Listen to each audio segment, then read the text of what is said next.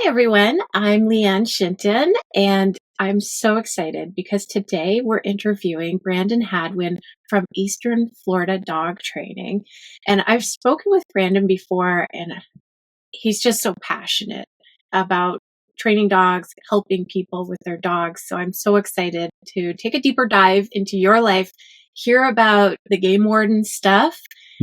So welcome, Brandon. How are you today? Thank you. I'm great. I'm excited for this and looking forward to it. It's the first podcast that I'm actually joining, so it's an exciting time, right? But yeah, I'm just looking forward to getting into it and chatting with you a little bit.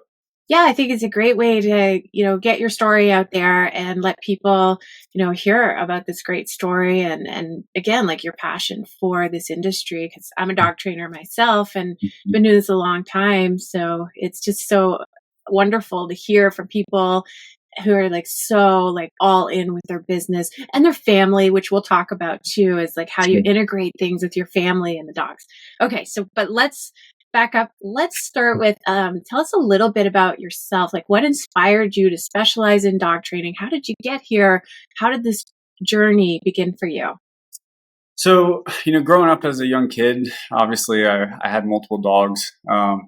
Looking back now, we didn't really handle them like we should. Some of the knowledge that I have now, definitely didn't do that with my pet dogs growing up. My mom and dad didn't have any knowledge, right, with, the proper ways to train a dog and stuff like that. But overall, they were great dogs. And I just enjoyed spending time with them. Fast forward, spent some time in the military, got out of the military and joined Fish and Wildlife Conservation Commission.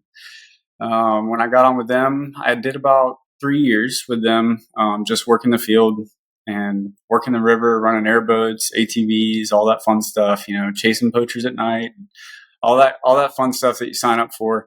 And then at that 3-year mark, I got the opportunity to put in for a canine position.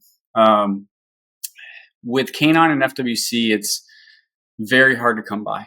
There's less than 20 traditional canine units that work in the field throughout the state of Florida.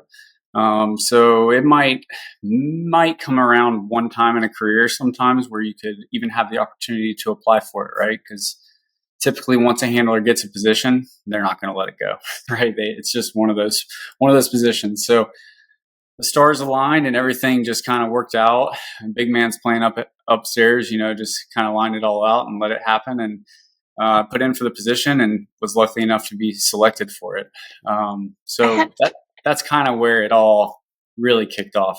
I want to know more. Like I worked my dog with police officers and done some bite work and cool stuff like that and search and rescue and things.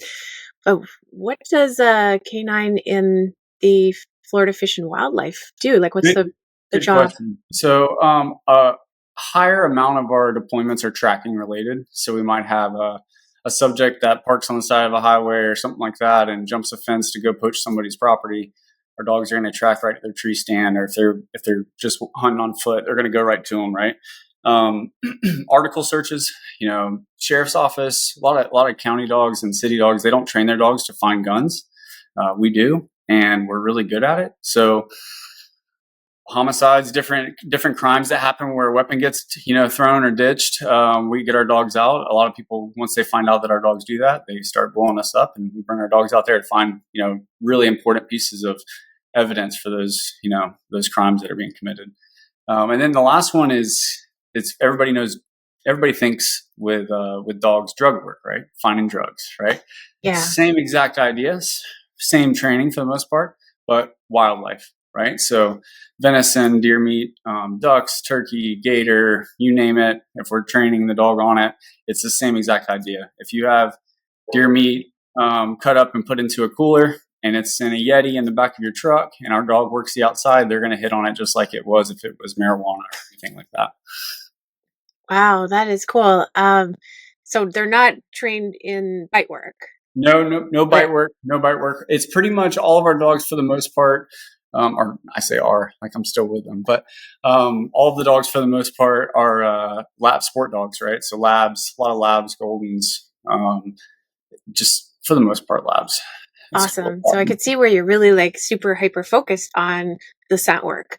For sure. So I could see where the main department would reach out to you because your dogs have just that like super hyper training, like on the scent work. And I've seen on your Facebook page for Eastern Florida dog training videos and pictures of you working these dogs. So you're actively still involved. Oh yeah. Yeah. It's a huge passion, right? Like the pet dog side's a massive passion, but I still am connected to that network, right?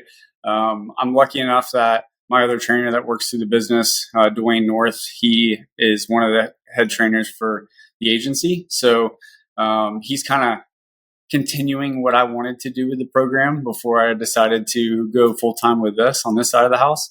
So it's really cool to be able to still be part of that network and still have my phone ring from these guys asking me questions and, hey, what should I do with this? This is what I'm seeing in my dog. How can I work around that? And just give them different ideas. So it's pretty awesome. It's a cool experience. And then tell us a little bit about your canine partner. Did you get assigned to the dog, or how did that work? Is a female or is a male dog? Female. Yeah, her name is Blue. Also goes by Boo Boo. She's a female Weimaraner. When I first met her, it was at a public outreach event, and my trainer at the time had her there, for the outreach, and he had just gotten his hands on her. So as my family approached, I knew this dog would, if I was selected for the position, she would be my partner, right? That's all. It wasn't my position yet or anything like that. So as we approached, she was highly reactive. And at the time, I just told my kids and my wife to kind of stay back, and I went up and greeted her and stuff. But yeah, that's where it all started. And then I got the position, and they brought her to my house, and they said some stories that I thought were jokes at the time, but she was just a lot of dog, right? She had zero boundaries. She was with a family that basically had her chained up in the backyard. And she had gotten out 2 times from their property and got a hold of some small dogs. And she just didn't have any structure and any boundaries. Sounds very challenging. Extremely, yes. Especially for a first-time handler, right? Yes. So they give me some guidelines and some boundaries and stuff for myself, and her, and just to build the bond and all that and prep for our academy. Because with FWC, how they do it is they select the dog and they select it. If it's a new handler, they select a new handler, and then you both go up to the academy together, right? So you're both learning while you're going through that process. The dog's learning and the handler's learning, which is pretty cool. Pretty cool experience. Absolutely. So exciting. And you had to work on obedience and integrating her with your family, teaching her to be calm, and also the work, which probably helped channel all of that energy for her. For sure. Yeah, it was I really struggled with her in the field, even in the academy, or honestly, without sugarcoating anything, we had a hard time. She took to tracking pretty well. She just naturally enjoyed it. She could open up and use her nose. She would blow a turn by 50 or 60 yards and then give a negative, and I'd have to work her back and circle her, and just because she really wanted to go. But she really enjoyed that work. Article detection and resource detection, it was definitely not her strong place. And that's ultimately, that part of the story is why I'm where I am today, right? That struggle with her and not knowing what to do, like not getting the guidance that I felt I needed, and continuing to try the same things over and over and not getting results, which I know how many of our pet clients can relate to that, right? They've been trying, they've been pulling back on the leash to get the dog to come back for a heel, and the dog just shoots back forward, right? Over and over and over again. Same exact experience.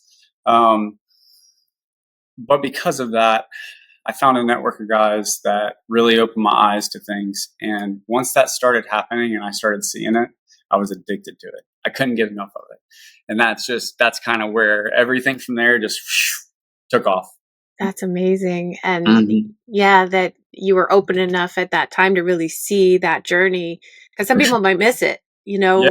There's a big setback there and frustration. And is this dog, should we just get a different dog for this job? And I'm sure you guys went through all that. And then, for sure. Just wow, what a journey. And that your eyes were open to then evolve into this. So like amazing. Yeah, it's So really. you started into pet dog training. Did you work with another trainer? Yeah. So when I first got into this, the first guy that really started opening my eyes to everything was Mike Lilly. He runs Ridgeside Canine in Tennessee now, and also his business is ML Canine. So they're kind of combined. He does a lot of law enforcement training with dogs under ML Canine. His actual facility that he's running is Ridgeside.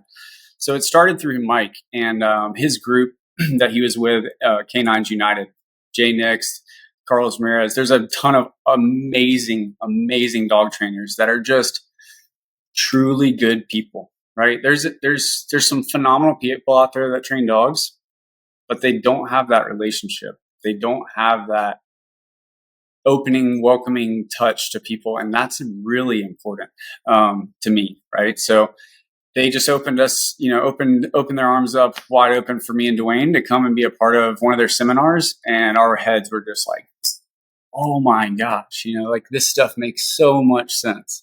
So after this seminar and working with Blue and getting some of these results in the field with her, Mike was like, hey, Brandon, you and Dwayne, if you guys want to train some dogs, do some pet dogs, just obedience, let me know and we'll get it started.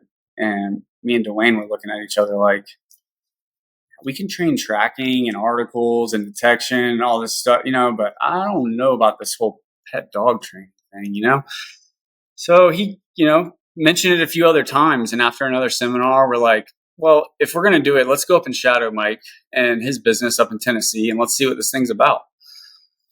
So we went up there and we spent a full week grinding basically sun up to sundown and soaking up this lifestyle of being a full-time pet dog trainer. And we as soon as we left, we're like, we are doing this 100%. Right. Awesome. So yeah, that kind of got the ball rolling, but it wasn't through the business. I created this business, for tax purposes pretty much. Right. Because I was working through Mike through his business. He was, covering ad costs and all that stuff down here to send us dogs. And, it was just a way for him to pay me, pretty much, is what it came down to. And of course, a couple dogs in the neighborhood, local friends want their dogs trained and yada, yada, yada. Next thing you know, I trained 5 or 6 dogs and my phone starts ringing. And the rest is just history. It just started ramping up from there. And it really got to a point where it was stressful because I had to keep telling people, like, I'm sorry, I can't. I can't take your dog. I'm working my dog at work. I'm working board and train in the morning, a board and train dog in the evening time, and I just couldn't take the dog. So ultimately, when it got busy enough like that, my wife and I just started praying about it, and it seemed like every sign was pushing for us to go this way, right? So we just took a leap of faith and jumped. And if it wasn't for Mike and his hand and support during all this, Mike Lilly, probably no chance that I would ever even had the courage to make the jump. But man, am I glad I did. I mean, yeah. Don't get me wrong. I miss working with FWC. I miss the job. I just made a post about it the other day, but on my personal page. But ultimately, like, besides marrying my wife, this is definitely the best decision that I've ever made in my life, for sure. Wow, it's so cool that the journey has taken you there. And I mean, even if, Mike, I'm sure he's offered other folks like, hey, come shadow me. And I've seen people in schools for dog trainers and at seminars, and, I see they're on their phone. Yep. They're just not excited. And That's it. You're just like chosen for that. So yeah, edge of your seat, like absorbing everything. Like, how do I learn more? I'm that person too. And also you have a lot of ambition too, to be starting your own business, sure. and evolving into that. So that's awesome. Maybe tell us a little bit about Eastern Florida Dog Training, where you're located, for like local clients, just anything you can tell us about your business. Yep. So we're in Rockledge, Florida is where I'm from. It's out of my house. Which is in Brevard County. We pretty much we've taken dogs from, Lake County and a few counties outside, but for the most part, most of the dogs that we're working are Brevard, Volusia, and Orange County, majority of them. Can you tell me more, like Eastern Florida. So, okay, I'm on Western Florida and Mm-hmm. I'm visiting. So don't laugh at me that I don't know where everything is, but I know like St. Augustine down, like Mm-hmm. Yep. where Yeah. about like, So like everybody's familiar with Cocoa Beach, right? So Cocoa Beach is in Brevard County. It's basically directly east of me. So I'm just on the other side of two rivers from Cocoa Beach. okay. Basically, and also directly east of Orlando. So everybody's pretty familiar with that as well. Yes, definitely. Disney. Yes, exactly. Perfect. Okay. And then how do you guys typically get started with new clients? Like what's the initial like touch point where they call, they set up maybe a meeting with you? What does that look like? So people know how to reach you and how to get Yeah. started. So ours is right now. We're not paying for any advertisement or anything like that. We're kind of old school word of mouth. So we tend to do a lot of board and trains with family style dogs, right? Young kids, younger family, hyper energetic doodle, things like that, right? So typically, somebody sees that a dog's trained pretty well and they're like, holy cow, how'd you get your dog to do that? And then they want to get my number and call me, right? So some of that happens. And then also through the website. And then we just, if my phone rings and I'm available to answer it, I'll sit there and talk to a client. And I don't care if it takes an hour, right? Like whatever, every client's different, every situation's different. And I take my time with them and make sure that, board and train's not for everybody and it's not necessary for everybody, right? And there's plenty of options and plenty of times that a client is wanting a private lesson and it's not really going to maybe not be the best bet for this specific dog, right? So yeah, that's kind of how I handle that. It's kind of case by case, depending on how the client ends up reaching out to me. So they reach out to you, maybe set up a discovery call or a chat with you, and then go from there. I'm sure you have a lot of questions to help them figure out how you can best help them and their dog. And Absolutely. I know one of the reasons I wanted to chat with you today was I heard, you were explaining to me about your board and train program. It seems like it's very fun and very family. And it's a lot different from the, typical maybe kennel environment, things like that. For So sure. I'd love to learn more about what that experience is like for the dogs while they're with you and your family. Yeah. So what we do is we find that it works. The training translates really good because they're coming from an environment with kids and a house and dinner time and cooking and all these things that can be stressors for families at home with dogs, right? So as they're with us throughout our board and train, we're incorporating that into their training, right? So they're around little kids, they're around craziness, they're around loud noises, they're around neighborhoods. Like it's not nothing against training facilities. Like I know some amazing training facilities, right? But we really like that home touch to it. On top of that, your dog's pretty much treated like a family pet, right? Almost every single day, at least once a day, just with my daughter alone, I'm out there with all the dogs. We're playing tug, we're playing fetch, we're just enjoying our time with the dogs, right? So it's not this crazy strict boundaries on everything. There's a lot of freedom where they just get to be dogs, which I think is important. Yeah, and I think too the play that you do with them, if you play with them and then maybe slide a sit command in Oh, there or 100%. something, they hardly know that they're working. Great in training. Yeah, 100%. That happens. And it's even on the times where I'm like, hey, I'm just going to go get a play session in with the dogs. I have breakthroughs with these dogs a lot of times during the play sessions, right? Like you're not even looking to jump a hurdle and it just happens because it just does. Like they're just in the right headspace and then things get accepted and they do really good with it. So you're 100% right on with that. Fantastic. And you do take, obviously, you had with Blue, more difficult situations on, more challenging, maybe reactivity, separation anxiety, common things that, a lot of folks are facing with their dogs. So you can help with all of that, I'm sure. For sure. Absolutely. Yeah. I'm not taking anything crazy aggression wise. Now, a lot of people, what they call aggression isn't real aggression, right? Yes.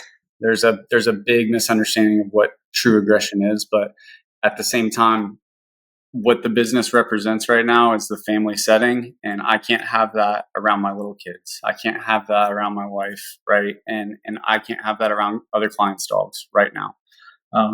So it's just not structured up for me to actually work true aggression stuff. And that's probably my weakest area as far as experience. I am not I don't sugarcoat anything as far as experience for myself and what I'm good at and what I'm not good at. I'm an open book, I'll tell you. So the aggression stuff's probably my weakest area. I do have a little 16-week-old Mally right now, Malinois, that thinks she's a baddie, but she's not. She's a sweetheart. And I just started with her about a little less than a week ago, and we've already really connected good. At the beginning, it wasn't so good, but yeah, she's really coming around, and so yeah. That's awesome. Mm-hmm. And what age do you typically, like, if someone has a baby puppy, what, maybe they don't have their puppy yet. They're like, I don't know what breed to get. Would that be good for them to reach out to you to chat with you? Absolutely. So I have a perfect puppy program, and without getting into too much of the details, it's basically really good communication on the front end before the puppy comes in. So we have a little bit of structure and guidelines to go by as soon as you get the puppy. And then there's a lesson that's right after you get the puppy or just shortly after you get the puppy. And then ultimately that winds up being where the dog comes back to me for a board and train, right? But what's great about that program is the puppy is already using the system that I'm going to be using in the board and train. And so there's a really good foundation that's already in place when they come to me for the board and train.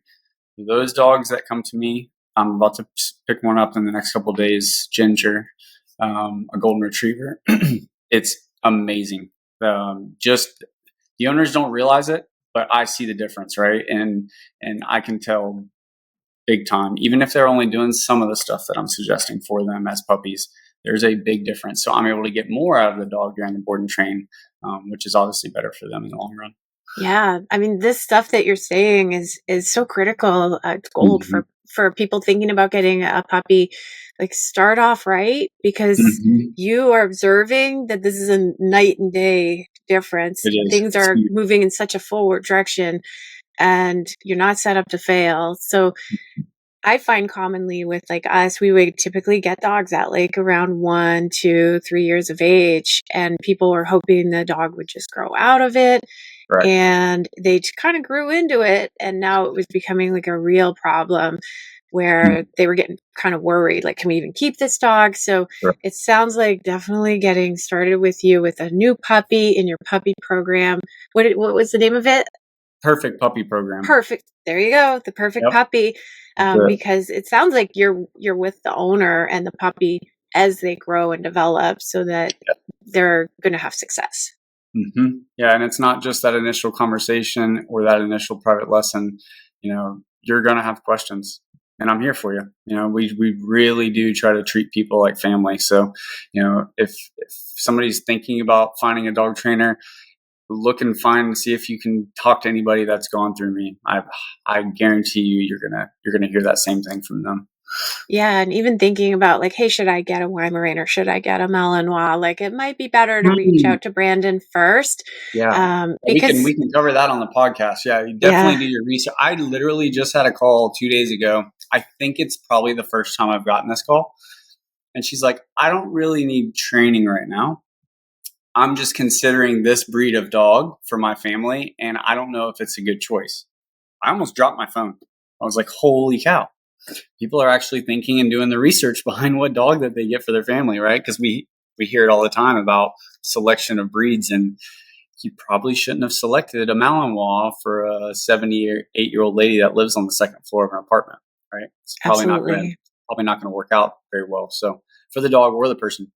So yeah, it was pretty cool to get that phone call. So yeah, that's fantastic. With new puppies too, I think a lot of times people want to just get 2 of them. And you can probably share on what advice you would give. Yeah, even take it even a step further. So I just had a black lab that finished up a board and train with me, and I was bringing her home for a go home session 2 nights ago.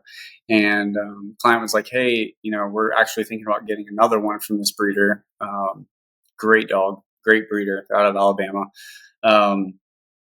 Was really impressed with her. And he's like, how soon? And I told him, I said, listen, you want to be at a very good place with her before you get to that point of making that decision. I said, give it 6 months, just really be at a good place with your initial dog before you go adding a second one, right? Because two's not easier just because you have the other one there. Yeah. They can play together and stuff, but I promise you everything else is not going to be easier as far as training and everything goes. Yeah. And I think like when you spoke on how much you play with the dogs that are there, you are playing with that dog. You're building the relationship individually between you and that dog. And people need to consider if you have the two and they're playing all the time, you're going to lose some of that relationship that you have with your dog. 100%. Yeah. And that's probably another topic when I am working with clients that have two dogs, especially younger dogs or dogs that are near the same age. They have a hard time accepting that they should be doing some training individually, right? One-on-one with each dog, right? Yeah, we can do some stuff together, but that one-on-one relationship is very important. Yes. I have, multiple dogs, my 2 dogs right now, and they barely exist to each other. It's more about us. And I love that because, that's why we have our dogs is for our companionship. And I think a lot of times people are like, well, he needs a friend and and he needs to go to the dog park and make other friends. But the most important relationship is the relationship we have with our dogs. That's why we got them in the first place. Absolutely. 100%. 100%. Awesome. And then just back to your business and your, career as a dog trainer.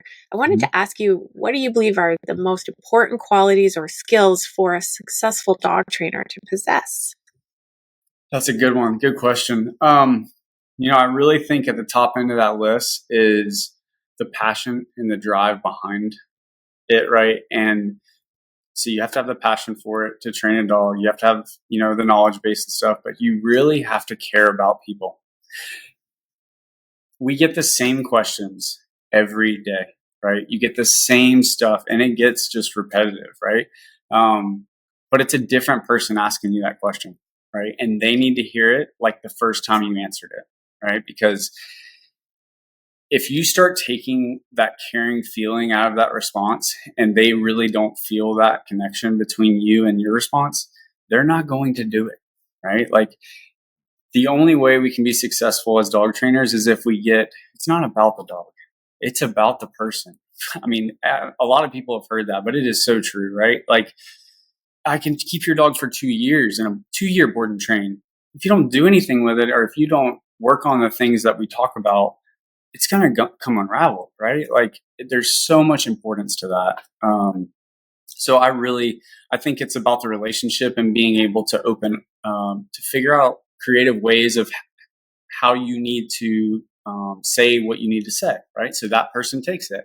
My message to a 65 or 70-year-old lady might be completely different to somebody that's 25, right? But it could be the same exact topics, but I'm going to say that message completely different, right?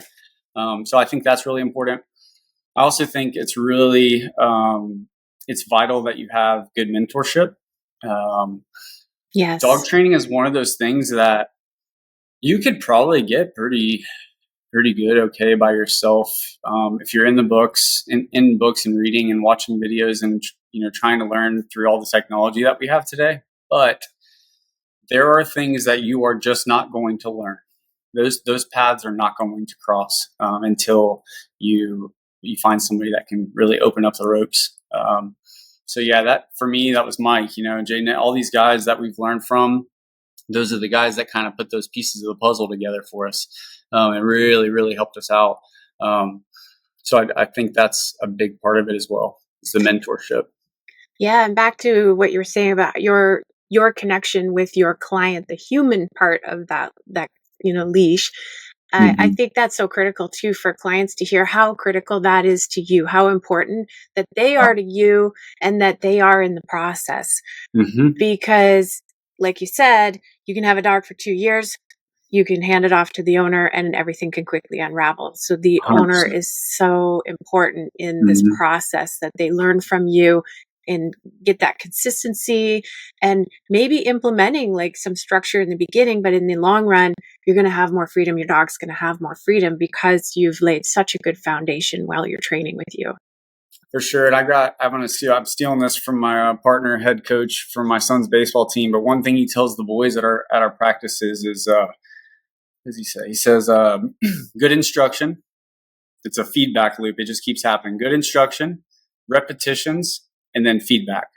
And then it goes back to the beginning, right? So after the feedback, you get good instruction, you get more repetitions, and you get feedback. Key to success. If you do that with a dog trainer, whether it's me or not, as long as that loop's happening, you guys are going to be successful.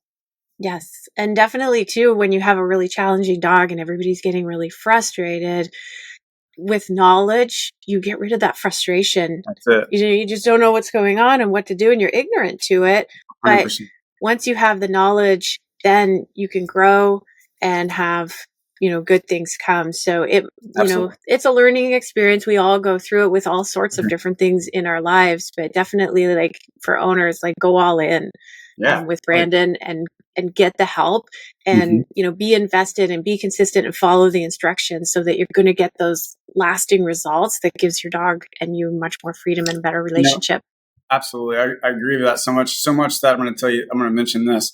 When I'm on the phone with a lot of clients, I tell them, hey, if you haven't reached out and talked to other dog trainers, call them, right? Because ultimately, if you don't trust and have faith in the trainer that you're using and really believe in that, your success isn't going to be as good, right? I don't care who it is that you're going to. If you really put every bit of what they say, what they tell you to do, and the guidance that they give you, if you really do that, you are going to get results, right? Yes. But for me, it's about that relationship. What I find is that the clients that fight to come back to me, even after I've encouraged them to go talk to other people, and there have been some that have gone with other business, that is completely fine. And I tell them, I'm not going to be mad at you, right? I want you to feel comfortable and trust who you're training with your dog, because it's a very important decision. Definitely. Thank you for that advice for people. That is excellent, excellent advice. So one question I wanted to kind of ask you is, could you share like a heartwarming success story or a particularly memorable transformation with one of your canine clients? Yeah. So, I'll go with Nora. So Nora is she's probably got 7 or 8 different breeds in her, but Malinois is one of them.